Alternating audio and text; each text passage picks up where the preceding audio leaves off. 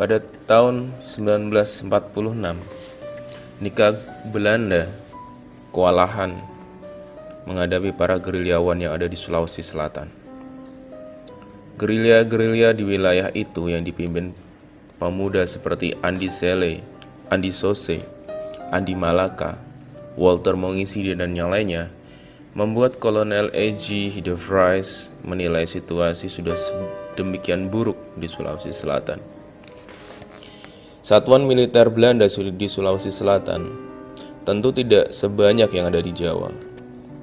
Untuk tugas berat demi tercapainya keamanan setelah konferensi Malino, juga terbentuknya Negara Indonesia Timur atau NIT, maka pasukan khusus didatangkan.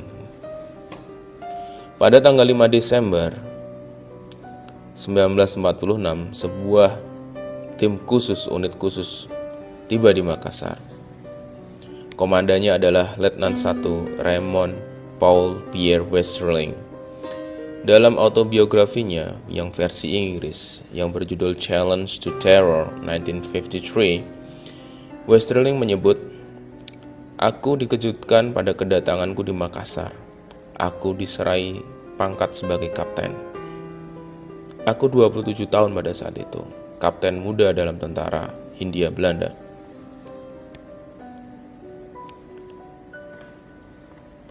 Pasukan itu tidak langsung beraksi. Setelah beberapa hari setelah tiba, mereka mengumpulkan data intelijen. Pada tanggal 10 Desember 1946, bergeraklah pasukan itu menyusuri jalan ke arah Maros, menuju sebuah kampung yang bernama Batua. Menurut Westerling, persinggahan Walter Mongisidi dan Ali Malaka, pemimpin penting perlawanan Belanda, berada di kampung itu, tulis William Ijerov, halaman 99. Pasukan DSC dibagi dua untuk mengepung desa. Di desa itu ada 35 orang dieksekusi langsung. Di antaranya adalah 11 orang yang dituduh sebagai ekstremis dan 23 lagi yang lain dianggap sebagai perampok. Tentu saja Batua bukan satu-satunya desa di mana pembantaian berlangsung. Pembantaian dilakukan dalam beberapa tahap di desa-desa di sekitar kota Makassar seperti Batua, Balom Bodong, Tanjung Bunga, dan juga Kalukuang. Menurut catatan Anhar Gonggong dalam bukunya yang berjudul Prolog dan Epilog Timbulnya Peristiwa Pengorbanan 40.000 Orang yang terbit pada tahun 1998, rumah Andi Pangeran Petarani dan Andi Mapanyuki berada di Jongaya. Mereka berdua adalah keturunan Raja Bone yang bersimpati kepada Republik Indonesia dan belakangan namanya diabadikan sebagai jalan di kota Makassar. Di desa tempat mereka menjadi sasaran pembersihan gerilyawan. Gelombang pertama, menurut pelaku dan saksi, pembantaian Westerling dilakukan di Makassar itu. Yang kedua, 17 hingga 31 Desember 1946 di Goa, Takalar, Jeneponto, Polombangkeng, dan Binamu. Pembantaian ketiga yaitu 2 sampai 16 Januari 1947 di Bantaeng, Gantaran, Bulukumba, dan Sinjai. Pembantaian yang keempat pada tanggal 17 Januari hingga 5 Maret 1947 berada di Maros, Pangkajene, Sigeri, Tenete, Baru, Parepare, Poliwali Mandar, Sidenreng, dan Rapang. Pembantaian juga terjadi di Supa. Menurut Andi Monji, salah satu anak korban kekejaman Westerling, terdapat 208 orang terbunuh di situ. Di Supa, rajanya juga terbunuh selama operasi pembersihan oleh Westerling. Kengerian yang dilakukan Westerling itu jelas sesuatu yang disengaja. Dalam banyak catatan, Westerling mengadakan pertunjukan yang sering dianggap pengadilan militer, di mana kebenaran berada di tangan Westerling. Biasanya ketika Westerling datang, semua warga dikumpulkan di tanah lapang di sebuah desa. Laki-laki dewasa dipisahkan dari anak-anak dan perempuan. Rakyat jelata atau orang yang dicurigai atau salah satu warga yang disuruh untuk memberitahu di mana gerilyawan Republik yang dicap ekstremis. Tak lupa tembakan mematikan dipertontonkan kepada warga masyarakat. Tindakan ini digunakan untuk memprovokasi, untuk mengintimidasi, agar para rakyat tidak membantu para gerilyawan lagi. Pasukan itu bergerak tanpa istirahat terlalu lama. Setelah Makassar dan sekitarnya, mereka bergerak ke selatan lalu timur.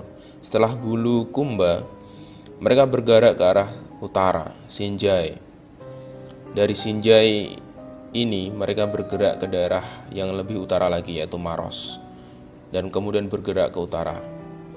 Setelah Parepare, mereka bergerak ke daerah-daerah yang kini masuk Provinsi Sulawesi Barat, Polewali dan Mandar. Di sana mereka bergerak ke Sidenreng dan Rapang. Dua daerah ini belakangan menjadi satu kabupaten. Kita mengenalnya sebagai Sidrap. Selama masa-masa operasi Westerling, kekerasan menjadi dominan dan teror juga semakin menjadi-jadi.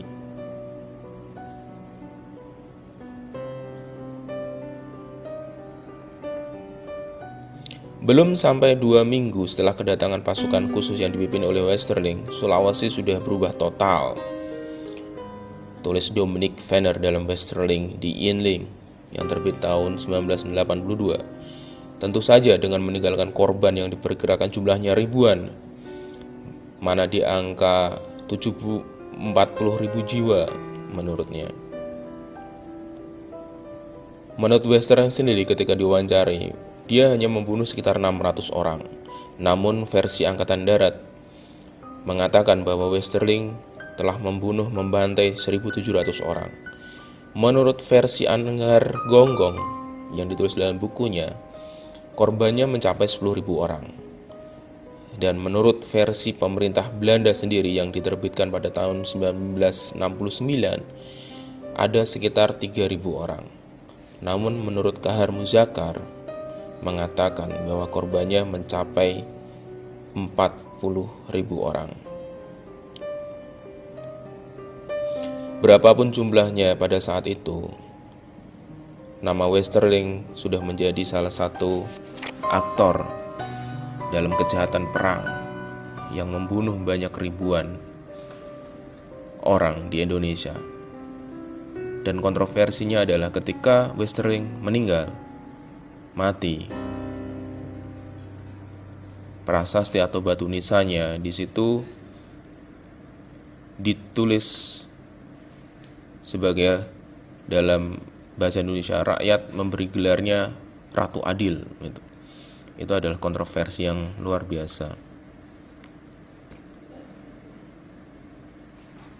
Oke, begitu saja yang bisa saya sampaikan. Kurang lebihnya saya mohon maaf. Jika ada kritik dan saran, silahkan ditulis di bawah form komentar.